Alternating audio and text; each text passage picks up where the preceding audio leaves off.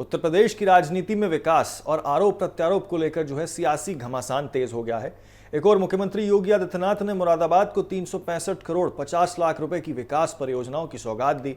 वहीं दूसरी ओर समाजवादी पार्टी ने बरेली में पोस्टर लगाकर सरकार और स्थानीय जनप्रतिनिधियों को निशाने पर ले लिया है। आपको बता दें कि दोनों घटनाओं ने प्रदेश की सियासत को नई बहस दे दी है। मुख्यमंत्री योगी आदित्यनाथ रविवार को मुरादाबाद पहुंचे। सबसे पहले उन्होंने लोक निर्माण विभाग के अधिकारियों के साथ विकास कार्यों की समीक्षा बैठक की। इसके बाद जनसभा को संबोधित करते हुए जिले के लिए तकरीबन 63 विकास परियोजनाओं का लोकार्पण और शिलान्यास किया। इन परियोजनाओं की कुल लागत वो तकरीबन 365 करोड़ रुपए बताई जा रही है। मुख्यमंत्री ने कहा है कि सरकार प्रदेश के हर जिले में तेज गति से विकास कार्य कर रही है और जनता को बेहतर सुविधाएं देने के लिए लगातार काम कर रही है। जनसभा के दौरान मुख्यमंत्री ने विपक्ष पर भी जमकर हमला बोला है। उन्होंने कहा कि 9 साल पहले मुरादाबाद की पहचान दंगों, कर्फ्यू और अव्यवस्था से होती थी, लेकिन आज शहर की विकास नई पहचान के साथ आगे बढ़ रहा है। मुख्यमंत्री ने दावा किया कि प्रदेश में कानून व्यवस्था मजबूत हुई है और अब उत्तर प्रदेश विकास के रास्तों पर तेजी से आगे बढ़ रहा है। मुख्यमंत्री ने समाजवादी पार्टी और कांग्रेस पर जातिवाद, तुष्टीकरण और विभाजनकारी राजनीति करने का आरोप लगाया है। उन्होंने कहा कि पहले की सरकारें विकास के बजाय वोट बैंक की राजनीति करती थी, जबकि वर्तमान सरकार बिना भेदभाव के सभी क्षेत्रों में विकास कर रही है।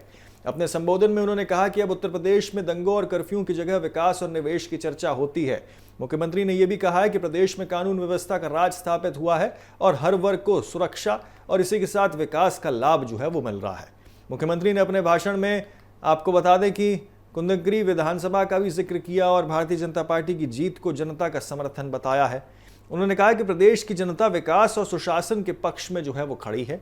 मुख्यमंत्री के दौरे को देखते हुए प्रशासन ने सुरक्षा के व्यापक इंतजाम किए हैं और कार्यक्रम स्थल पर बड़ी संख्या में लोग मौजूद रहे।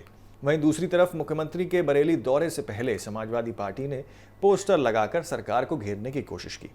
शहर में लगाए गए पोस्टर्स में विधायक निधि, अधूरे विकास कार्य और मूलभूत सुविधाओं को लेकर सवाल उठाए गए।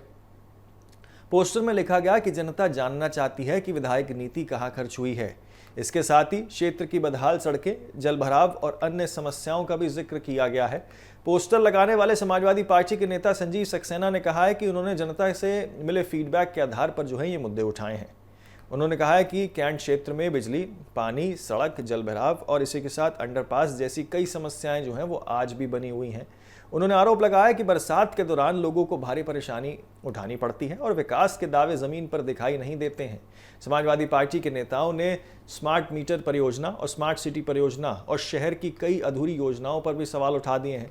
उन्होंने आरोप लगाया कि करोड़ों रुपए खर्च होने के बावजूद कई परियोजनाएं अब तक पूरी क्यों नहीं हो पाई हैं और जनता का उनको लाभ आखिरकार कब मिलेगा। पार्टी ने सरकार से अधूरे कार्य जल्द पूरे करने और खर्च की जवाबदेही तय करने की मांग की है। फिलहाल एक तरफ सरकार विकास कार्यों को अपनी बड़ी उपलब्धियां बता रही है, तो दूसरी तरफ विपक्ष इन्हीं दावों पर सवाल खड़े कर रहा है। ऐसे में प्रदेश की राजनीति में विकास बनाम आरोपों की बहस वो एक बार फिर से तेज हो गई है। आने वाले दिनों में ये मुद्दा राजनीतिक बयानबाजी का बड़ा केंद्र बनते हुए भी दिखाई दे सकता है।